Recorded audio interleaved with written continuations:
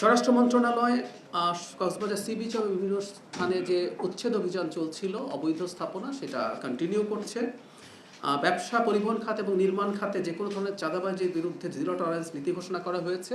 আমি জানি আপনাদের মনে প্রশ্ন এখনই আসছে যে চাঁদাবাজি কি হচ্ছে না? উত্তর হচ্ছে এখনও হচ্ছে, কিন্তু আমরা জিরো টলারেন্স নীতি দিচ্ছি। আমরা দীর্ঘদিনের একটা কাঠামোবদ্ধ সমস্যাকে যখন মোকাবেলা করতে যাই, আমরা আশা করি জনগণ সরকার কিছু সময় দেবে এটা নিয়ন্ত্রণ করার জন্য, কিন্তু সরকার এই ব্যাপারে খুবই আন্তরিক।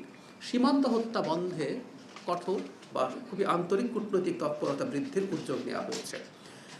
কারাগার সম্পর্কে আমরা প্রায় বলি যে এটা আসলে শাস্তি দিয়ে মানুষকে কতটুকু ভালো করা যায় তার চাইতে এটা সংশোধনাগার হওয়া দরকার। মানুষকে ওখানে নিয়ে আটক করে শাস্তি দিয়ে তাকে শোধরানোর চেষ্টা চাইতে শোধনাগার, তাকে যেন সংশোধনাগার বানানো যায় সেইটার আধুনিকায়নের কাজ স্বরাষ্ট্র মন্ত্রণালয় শুরু করেছে। আর মাদকের বিরুদ্ধেও একটা অভিযান পরিচালিত হচ্ছে। এটা রেগুলার অভিযান, কিন্তু এটার ব্যাপারে একটু সিরিয়াসলি এটা করার চেষ্টা হচ্ছে এখন।